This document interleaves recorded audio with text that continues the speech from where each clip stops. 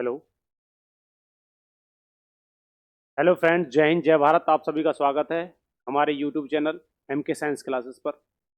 बच्चों, हमने पिछली क्लास में आपको ह्यूमन ब्रेन के बारे में बताया था। जो आज का टॉपिक रहेगा वो आपका सेल कोशिका के बारे में रहेगा। तो बच्चों, आपको इस प्रकार की वीडियो पाने के लिए इस चैनल को लाइक करें, शेयर करें एंड सब्सक्राइब करें।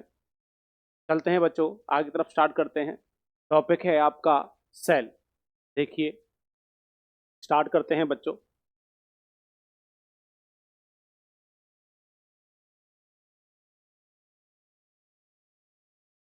क्वेश्चन देखिए।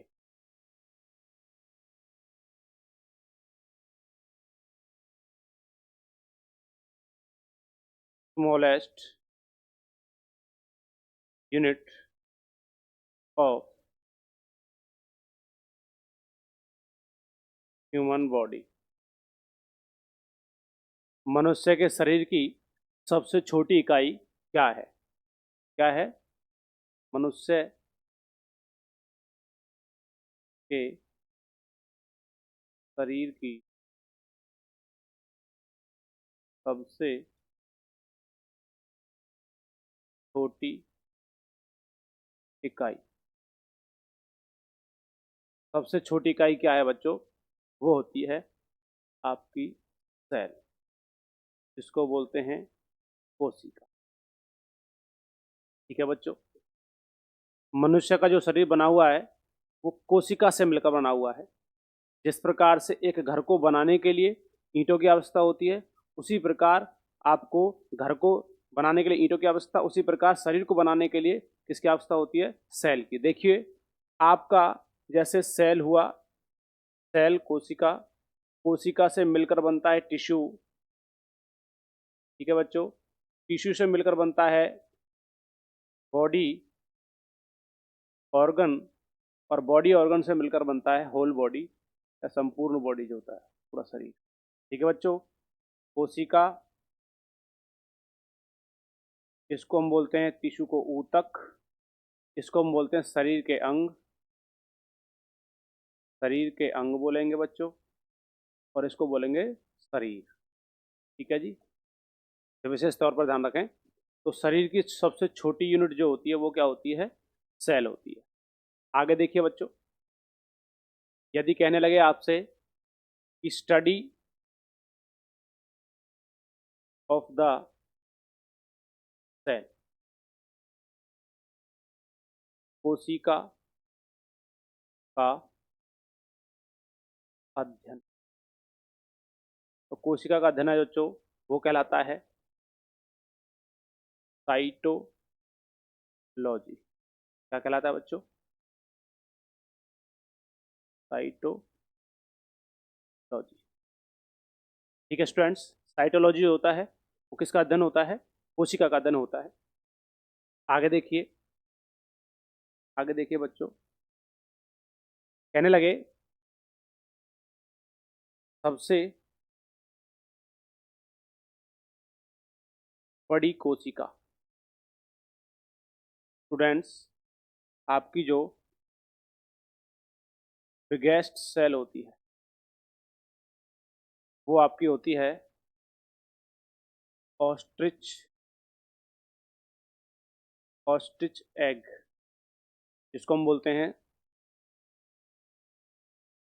शुतुरमुर्ग का अंडा। ठीक है स्टूडेंट्स, ये सबसे बड़ी क्या है? कोशिका होती है। यही आपसे पूछने लगे सबसे लंबी कोशिका। ठीक है स्टूडेंट्स, लॉन्गेस्ट सेल, यदि आपसे लॉन्गेस्ट सेल पूछने लगे तो वो होती है आपकी न्यूरॉन, जिसको हम बोलते हैं तंत्रिका। ब्रेन के अंदर पाई जाती है बच्चों। शुतुरमुर्ग का अंडा है, ये वन सेलुलर है। इसका हम कह सकते हैं आपका कैसा है? यूनिसेलुलर, जिसको हम बोलेंगे एक कोश के जीव होता है, या पर एक कोश के कोशिका है शुतुरमुर्ग का अंडा। उसके बाद सबसे लंबी कोशिका की बात करें, लॉन्गेस्ट सेल जो होती है वो होती है बच्चों न्यूरॉन। ठीक है जी, क्या होती है? वो होती है न्यूरॉन। आगे की तरफ चलते हैं, बात करते हैं कोशिका, कोशिका के खोजकर्ता।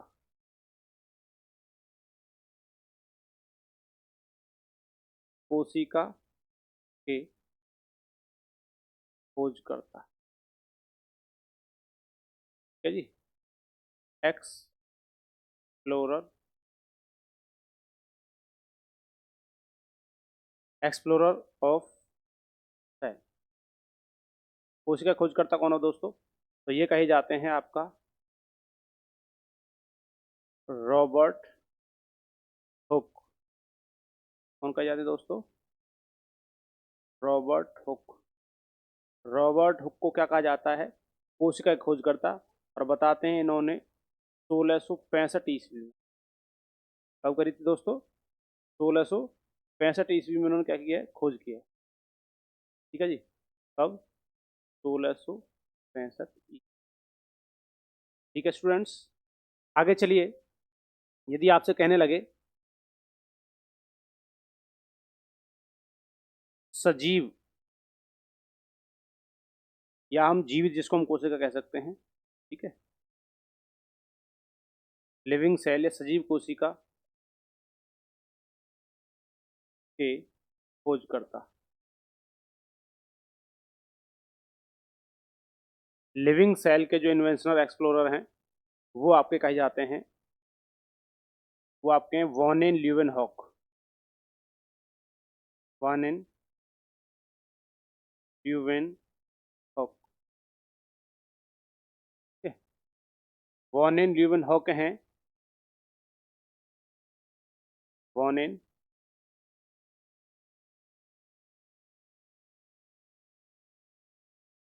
ल्यूवेनहॉक, ठीक है स्टूडेंट्स। कौन कहे जाते हैं? वॉन एन ल्यूवेनहॉक कहे जाते हैं, ठीक है बच्चों। सभी को समझ में आ रहा होगा। जल्दी से इसका स्क्रीनशॉट लीजिए, राइट डाउन कर दिए। आगे की तरफ चलते हैं। देखिए बच्चों, यदि मैं बात करता हूँ कोशिका के खोजकर्ता की बात करता हूँ, तो कोशिका के खोजकर्ता का डायरेक्ट आपके सामने क्वेश्चन आता है तो आपको लगाना है रॉबर्ट हुक और 1665। यदि वो कहने लगे लिविंग सेल के बारे में, तो लिविंग सेल के जो खोजकर्ता हैं वो आपको कौन कहे जाते हैं? Von N Leeuwenhoek. कौन कहे जाते हैं? वॉन एन ल्यूवेनहॉक कहे जाते हैं। ये वही व्यक्ति हैं जिन्होंने एक बैक्टीरिया के बारे में खोज की थी। जो बैक्टीरिया के खोज करता है या जीवाणु के जो खोज करता है वो कौन कहे जाएंगे? वो यही कहे जाते हैं। कौन कहे जाते हैं? वॉन एन ल्यूवेनहॉक, ठीक है जी स्टूडेंट्स। आगे की तरफ चलते हुए आगे चलते हैं नेक्स्ट पेज की तरफ। देखिए स्टूडेंट्स, अब ये आपसे कहता है क्या कि जो आप ऐसे क्वेश्चन कहने लगे कि डेड सेल, जिसको हम कहेंगे मृत कोशिका, आपसे कहने लगे ना कि मृत कोशिका के खोज करता है ना जी, इन्वेंशनर ऑफ डेड सेल, ठीक है जी, या एक्सप्लोरर ऑफ डेड सेल, तो वो कहे जाते हैं वही कौन? जिनका नाम है रॉबर्ट, रॉबर्ट हुक स्टूडेंट्स, भाई 1665।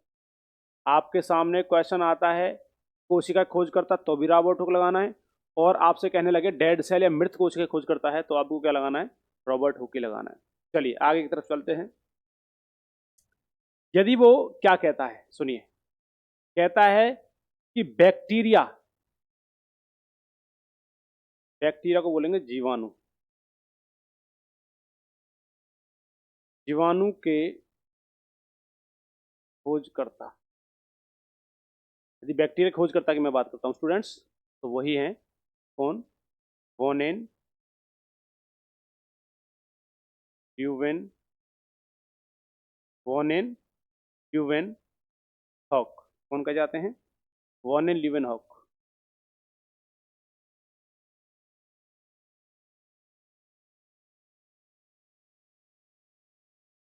ठीक है जी। कौन कहे जाएंगे? Van Leeuwenhoek bacteria के इन्वेंशन कहा जाता है। देखिए बच्चों, यहाँ पर क्वेश्चन क्या बनता है? वो कहता है कि स्मॉलेस्ट सेल, सबसे छोटी कोशिका। आपसे कहने लगे ना बच्चों कि सबसे छोटी कोशिका कौन सी होती है, तो आपको बताना है ये होती है आपकी माइकोप्लाज्मा, माइक्रोप्लाज्मा, ठीक है जी, कौन सी है? माइक्रोप्लाज्मा। ये एक प्रकार का आपका क्या होता है, ये एक बैक्टीरिया है, विशेष तौर पर ध्यान रखें। यदि मैं बात करूं सबसे छोटी कोशिका की और सबसे छोटे बैक्टीरिया की, तो वही यही होता है माइक्रोप्लाज्मा ग्लासेप्टिकमा। स्टूडेंट्स, इसका जो दूसरा नाम होता है दोस्तों, इसका दूसरा नाम भी क्या होता है? इसका दूसरा नाम होता है PPLO। यदि आपसे पूछने लगे कि second name of the mycoplasma, तो आपको क्या बताना है? PPLO। क्या होता है? PPLO इसका सेकंड नाम होता है। ठीक है स्टूडेंट्स, चलिए आगे की तरफ चलते हैं। आपको बताना है सेल के बारे में। सुनिए क्या बताना है कि जो आपके रॉबर्ट हुक थे, जो रॉबर्ट हुक थे, ये इस सेल को क्या कहते थे? सबसे पहले जो रिसर्च हुआ, तो जो सेल को तो बाद में नामकरण किया था, परंतु उससे पहले जो आपके रॉबर्ट हुक थे, उसको क्या नाम बुलाते थे? तो सुनिए, Robert Hooke, Robert Hooke cell मतलब कोशिका को किस नाम, किस नाम से बुलाते, या क्या नाम लेते थे इसका? जो रॉबर्ट हुक थे, ये क्या कहते थे इसको, सेल को? तो ये कहते थे स्टूडेंट्स सेलुला। क्या कहते थे? सेल्यू, क्या जी? सेलुला कहते थे। रॉबर्ट हुक सेल को कोशिका का नाम जो देते थे, ये कहते थे ये सेलुला है। इसका नाम क्या दिया था? सेलुला। कहते हैं जब ये आपका रिसर्च कर रहे थे, ठीक है, कौन? Robert Hooke. रॉबर्ट हुक जो थे, रॉबर्ट हुक की पुस्तक का नाम, रॉबर्ट हुक ने एक पुस्तक लिखी थी, उस पुस्तक का नाम जल्दी बताइए आप।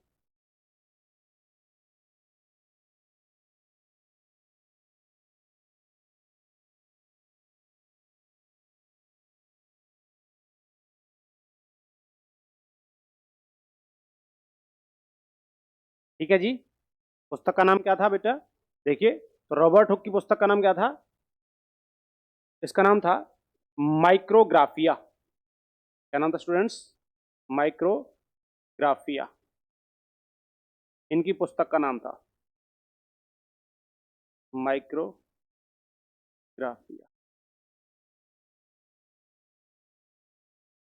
आगे की तरफ चलते हैं स्टूडेंट्स। देखिए, रॉबर्ट हुक ने सेल को सेलुला नाम दिया।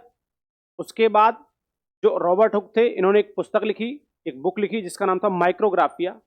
देखिए, रॉबर्ट हुक जब डेड सेल की खोज की, देखिए डेड सेल, डेड सेल मृत कोशिका, मृत कोशिका की खोज जो इन्वेंट किया था इस डेड सेल का, वो बताते हैं एक कॉर्क की छाल। क्या ली थी? कॉर्क की छाल, है ना? क्या ली थी? इसको हम कॉर्क ऑफ बार्क बोलते हैं, ऐसा कुछ करके बोलते हैं। ठीक है जी, कॉर्क की छाल, या ऐसा कह सकते हैं पेड़ की एक छाल ली थी। उस छाल में डेड सेल के बारे में इन्होंने खोजा था कि डेड सेल जो होती है, ये क्या है, किसी भी प्लांट्स, और किसके अंदर खोजी थी? प्लांट्स के अंदर। डेड सेल प्लांट्स के अंदर थी, और आपका जो आपका लिविंग सेल थी, वो एक बैक्टीरिया था, एक जीवाणु था। ठीक है स्टूडेंट्स, क्या था? जीवाणु था। आगे की तरफ चलेंगे स्टूडेंट्स, आगे की तरफ चलिए।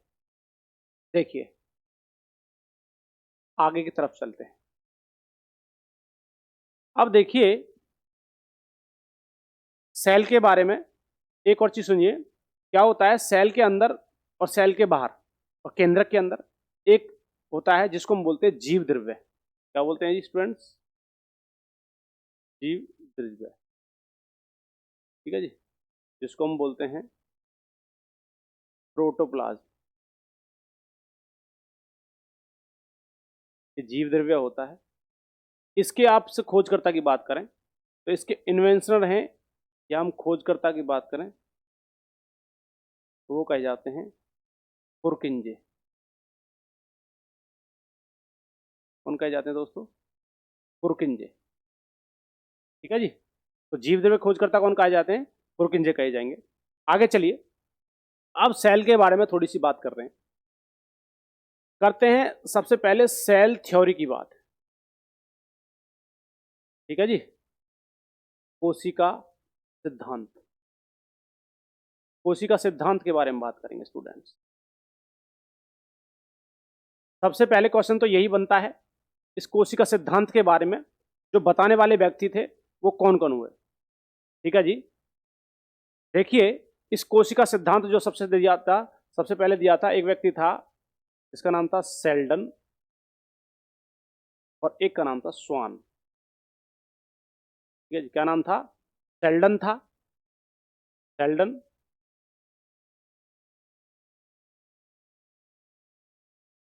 एक का नाम सेल्डन था और एक का नाम था स्वान। ये दो व्यक्ति हुए जिन्होंने सेल थ्योरी दी थी। अच्छा, सेल थ्योरी के अंदर क्या बताया गया? कोशिका सिद्धांत जो दिया था इसमें क्या कहा गया था, तो सुनिए। सेल्डन और स्वान ने कहा कि जो प्रत्येक, जो आपका जीव होगा, प्रत्येक जीव के अंदर जो कोशिका होगी, उस कोशिका के अंदर एक तो क्या होगा, एक केंद्रक होगा और एक कोशिकांग होगा। तो क्या कहा उन्होंने? कहा प्रत्येक जीव, प्रत्येक जीव या लिविंग थिंग्स हम कह सकते हैं, लिविंग थिंग्स, प्रत्येक जीव या लिविंग थिंग्स के अंदर, प्रत्येक जीव या लिविंग थिंग्स की कोशिका, लिविंग थिंग्स की कोशिका या सेल की कोशिका के अंदर एक केंद्रक एंड कोशिकांग, कोशिकांग अवश्य या जरूर होगा।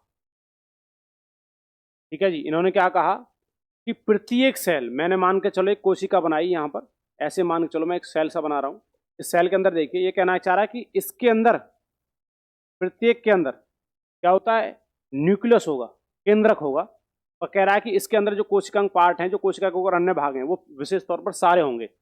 परंतु ये बात गलत सिद्ध होती है, इनका एक एक्सेप्शनल केस होता है।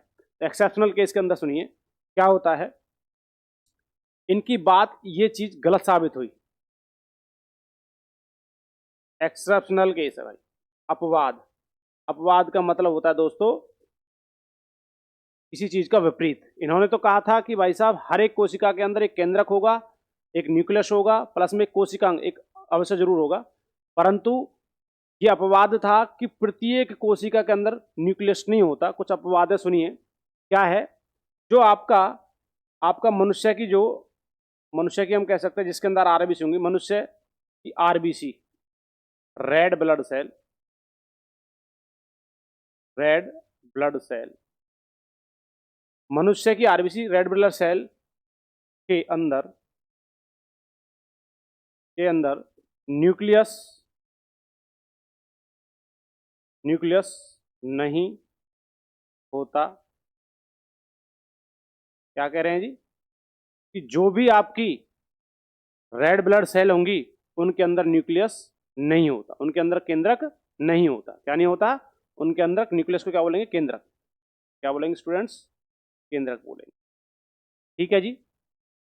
आगे तरफ चलते हैं, परंतु इसमें देखिए, इसमें और एक अपवाद और है, एक नोट डालकर लिख लेना है। यहां पर कहा गया कि प्रत्येक की आरबीसी के अंदर, है ना, क्या नहीं होगा? केंद्रक नहीं होगा, परंतु किसको छोड़कर? ऊंट और एक होता है लांबा। ये भेड़ की तरह होता है, ध्रुवीय इलाकों में पाया जाएगा। ऊंट, कैमल और लांबा जो होता है, ऊंट एंड लांबा की आरबीसी में केंद्रक होता है। इसको विशेष तौर पर ध्यान रखें। जो आपका क्या होगा, ऊंट और लांबा होगा, उसके अंदर क्या पाया जाता है? केंद्रक पाया जाता है। एक और चीज सुनिए, यहां पर एक पॉइंट बताया, दूसरा पॉइंट और सुनिए एक्सेप्शनल केस में।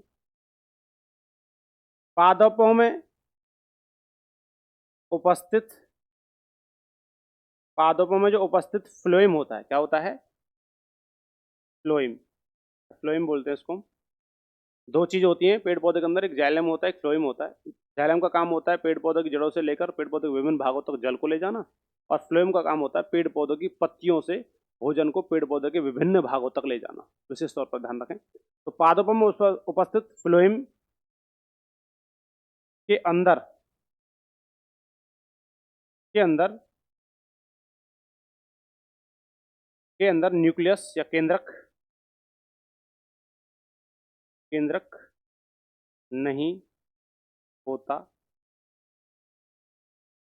इसके अंदर कुछ जालीकार नलिका होती हैं, ठीक है जी, सीव्स, आपकी ट्यूब होती हैं, इसके अंदर सीव्स ट्यूब्स होती हैं, जिसके अंदर क्या नहीं होता है, न्यूक्लियस या केंद्रक नहीं पाया जाता है। परंतु इन्होंने ये कहा था, किसने? सेल्डन और स्वान ने, कि प्रत्येक कोशिका के अंदर क्या पाया जाएगा? केंद्रक पाया जाएगा और कोशिकांग पाया जाएगा। परंतु ये एक बात गलत सिद्ध होती है, क्योंकि एक्सेप्शनल केस में मनुष्य का जो आरबीसी रेड ब्लड सेल होती हैं या रेड ब्लड कॉर्पस्कुलस बोलते हैं, इनके अंदर क्या होता है? केंद्रक नहीं होता। इसको छोड़ करके, ऊंट और लांबा को छोड़ करके उसमें होता है। और एक पादपों वस्तु जो फ्लोएम होता है, उसके अंदर भी क्या होता है? केंद्रक नहीं होता। इस प्रकार की जानकारी को जल्दी से जल्दी फटाफट से आप क्या कर लीजिए, स्क्रीनशॉट ले लीजिए, राइट डाउन कर लीजिए, फिर आगे की तरफ चलेंगे। जल्दी से करिए बच्चों।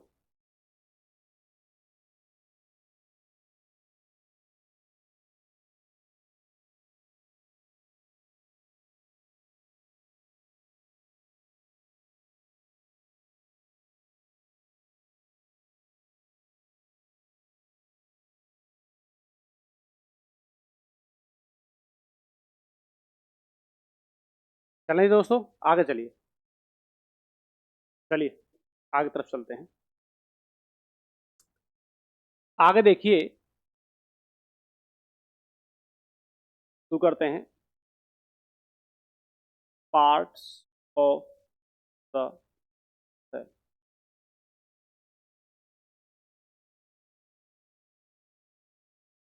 कोशिका के भाग, इनके बारे में बात करेंगे। सुनिए कौन कौन से भाग, जर्नलिस्ट देखिए। नंबर फर्स्ट, सेल वॉल, कोशिका भित्ति। नंबर सेकंड, सेल मेम्ब्रेन, को हम बोलेंगे कोशिका झिल्ली। आगे देखिए, माइटोकॉन्ड्रिया,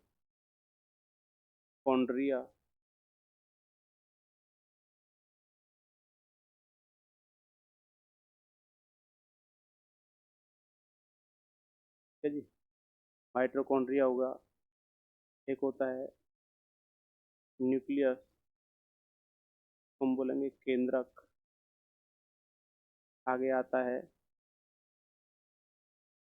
राइबोसोम, राइबोसोम ही बोलेंगे, ठीक है जी। आगे आता है लाइसोसोम,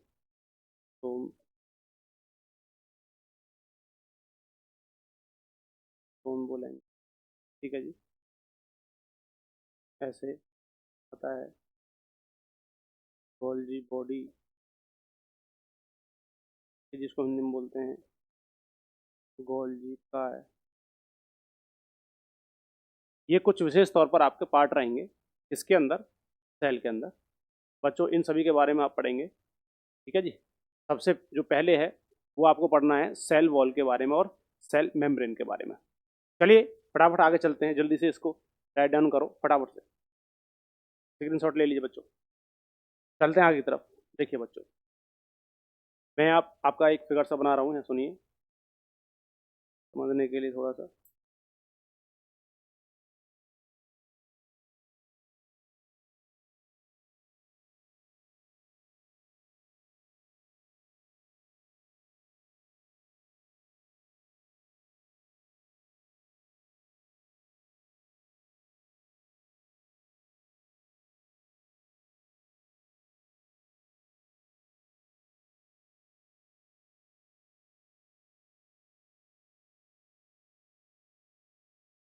देखिए स्टूडेंट्स, ये ऊपर वाली लेयर दिख रही होगी आपको, ये वाली, इसको हम बोलते हैं सेल वॉल। अंदर वाले को बोलेंगे सेल मेम्ब्रेन। हिंदी में आपको मैंने बता ही दिया है, इसको कोशिका कोशिका भित्ति, इस वाले को, ठीक है जी, और इसको हम बोलेंगे कोशिका झिल्ली। ठीक है स्टूडेंट, इसके अंदर जो होता है इसको हम बोलते हैं न्यूक्लियस। केंद्रक होगा स्टूडेंट्स, ठीक है जी, क्या होगा, ये केंद्रक होगा। इसके अंदर कुछ लिक्विड भी भरा होता है जिसमें बहुत सारे पार्ट भी होते हैं, वो मैं आपको आगे बताऊंगा।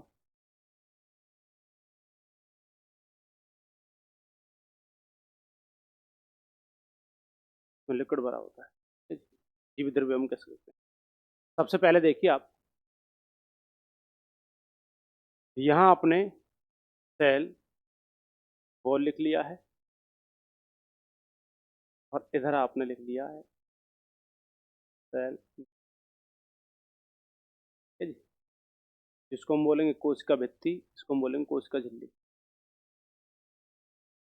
देखिए पॉइंट नंबर 1,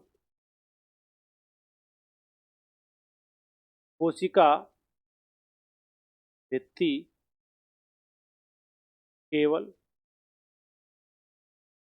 पादप की कोशिका में पाई जाती, इसमें पाई जाती है, केवल पादप की कोशिका के अंदर पाई जाएगी जो आपकी सेल वॉल। और जो आपकी सेल मेम्ब्रेन होती है जिसको हम बोलेंगे कोशिका झिल्ली। कोशिका झिल्ली पादप एंड जंतु दोनों की कोशिका में उपस्थित होती है दोस्तों। इसमें होती है कोशिका, जो आपकी झिल्ली होती है ये पादप की सेल और एनिमल सेल दोनों के अंदर उपस्थित होगी, परंतु जो सेल वॉल होती है मेरे दोस्तों, ये केवल किसमें होगी, जो आपके केवल पादप की जो सेल होगी उसके अंदर प्रेजेंट होती है। पॉइंट नंबर 2 देखिए, पॉइंट नंबर 7 देखिए, जो सेल वॉल होती है, सेल वॉल सेल्यूलोज की बनी होती है। इसकी मेडअप होती है, ये सेल्यूलोज की बनी होती है। इधर मैं बात करता हूँ सेल मेम्ब्रेन की। सेल मेम्ब्रेन, सेल मेम्ब्रेन इसकी बनी होती है प्रोटीन एंड एक होता है फॉस्फोलिपिड। इसकी बनी होती है सेल मेम्ब्रेन प्रोटीन और फॉस्फोलिपिड की बनी होती है। बनी होती है प्रोटीन की और फॉस्फोलिपिड। लिपिड आपका फैट है और प्रोटीन आपने पिछले टॉपिक में मैंने बताया हुआ है तो प्रोटीन क्या होता है।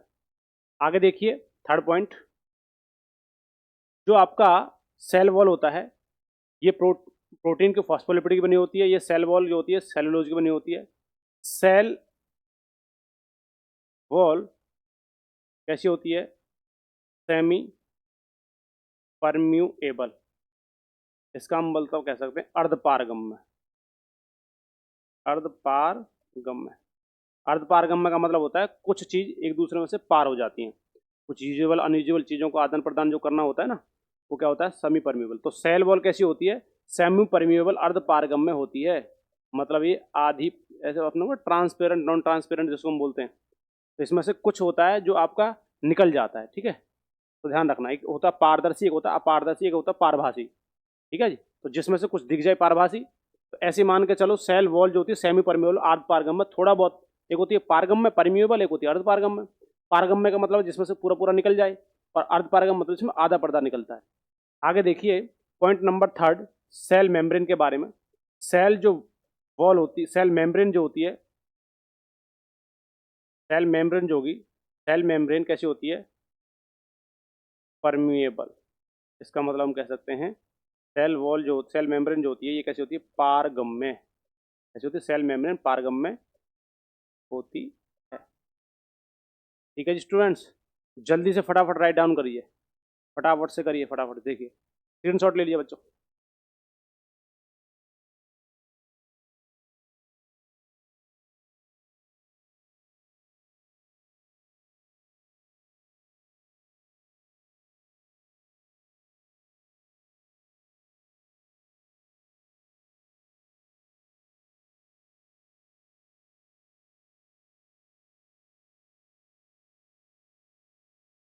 चलिए फटाफट ले लिया हुआ, आगे चलिए देखिए। तो किसकी होती है, अच्छा मैंने यहाँ पर आपको सेलुलोज के बारे में बताया था, आप जानते हैं इसको सेलुलोज क्या होता है। तो विशेष तौर पर ध्यान रखें, सेलुलोज के बारे में मैं थोड़ा सा आपको यहाँ नोट करके डाल रहा हूँ। पिछली क्लास में बच्चा मैंने कार्बोहाइड्रेट्स की टॉपिक करवाया था, वहाँ जाकर देखिए, सारा पूरा पूरा आपको समझ में आ जाएगा, मैंने पूरा आपको एक्सप्लेन किया हुआ है। ठीक है जी, देखिए इसके बारे में देखिए। जो सेल्यूलोज होता है ना बच्चों, सेल्यूलोज जो होता है ये एक क्या है,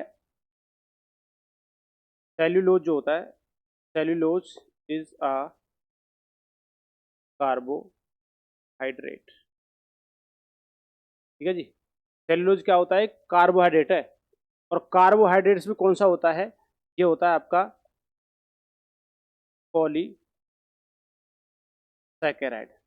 याद होगा आपको, कैसा होता है, पॉलीसैकेराइड होता है, ध्यान रखना विशेष तौर पर। और ध्यान रखना कार्बोहाइड्रेट्स के अंदर सबसे ज़्यादा मात्रा में किसकी उपस्थिति होती है, बताई जाती है सेलुलोज की। ठीक है जी स्टूडेंट्स, हाँ। और कहते हैं कि भाई सेलुलोज के अंदर ना पानी नहीं होता है, सेलुलोज में क्या नहीं होता, सेलुलोज में सेलुलोज में पानी नहीं होता, ये सॉलिड होता है। कैसा होगा, सॉलिड होगा, ध्यान रखें भाई।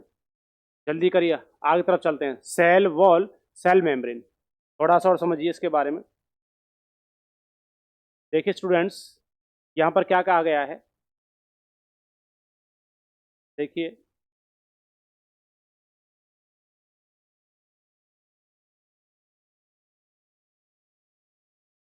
देखिए जो सेल आपका मेम्ब्रेन होता है, इस सेल मेम्ब्रेन जो था, ये कहते हैं ये सैंडविच मॉडल पर काम करती है। किस पर, सैंडविच मॉडल। अच्छा सैंडविच मॉडल था क्या, यदि मैं सैंडविच मॉडल की बात करता हूँ तो सैंडविच मॉडल क्या था। देखो जैसे मान चलो सैंडविच बनता हुआ है, जैसे मान चलो एक ऊपर वाली परत होती है सैंडविच की, एक ऊपर वाली नीचे वाली होती है। ठीक है जी, तो क्या होता है जिसके अंदर, इसके अंदर जो लिक्विड से भरा हुआ है ऐसे, है ना, जो भरा हुआ है, इसको हम बोलते हैं आपका क्या चीज़, प्रोटीन। ये क्या होता है, प्रोटीन होता है। और प्लस में क्या भरा होता है, फॉस्फो फॉस्फोलिपिड, है ना जी, फॉस्फोलिपिड। इन दोनों के बीच में जो लिक्विड भरा हुआ था, प्रोटीन और फॉस्फोलिपिड, जैसे मान चलो ये आपकी सेल मेम्ब्रेन है, और सेल मेम्ब्रेन के बीच में जो भरा हुआ है, बना हुआ है, ये क्या होता है, प्रोटीन और फॉस्फोलिपिड। तभी जाकर के ये बनी हुई है क्या चीज़, जिसको हम बोल देते हैं सेल मेम्ब्रेन। ठीक है जी स्टूडेंट्स, ध्यान रखना ये क्या होती है, सेल मेम्ब्रेन। ठीक है जी बच्चों, मैंने आपको किसके बारे में बताया, सेल के बारे में बताया है। जीवित कोशिका खोजकर्ता कौन है, डेड सेल के खोजकर्ता कौन है। ठीक है जी, कौन सी बुक किसने लिखी थी, मैंने आपको कुछ पार्ट्स बताए हैं, सेल वॉल, सेल मेम्ब्रेन के बारे में बताया। ठीक है जी, अब ये क्लास हम यहीं पर थोड़ी देर के लिए रोकते हैं। ठीक है, हम कुछ समय बाद आपको इसकी सेकंड पार्ट जो है आपको बताएंगे उसके बारे में। ठीक है जी, और ये एक पार्ट के अंदर तो सारी चीज़ आएंगी नहीं, जो आएगा सारा कुछ किस में आएगा, कम से कम 2 से 3 4 पार्ट बनेंगे, उसमें मैं आपको पूरी सेल के बारे में सारा एक्सप्लेनेशन दूंगा। मैंने सेल वॉल, सेल मेम्ब्रेन तक यहाँ पर हम स्टे करते हैं, रुकते हैं थोड़ी देर के लिए। ठीक है बच्चों, अगली क्लास में मिलेंगे। और भाई वीडियो को लाइक करें, शेयर करें, सब्सक्राइब करें, आपके इस लाइक से, सब्सक्राइब से हमें मोटिवेशन मिलता है। अरे गुरु दक्षिणा के तौर पर आप चैनल को लाइक कर दिया करो और सब्सक्राइब करें भाई। तो जय हिंद, जय भारत आप सभी का।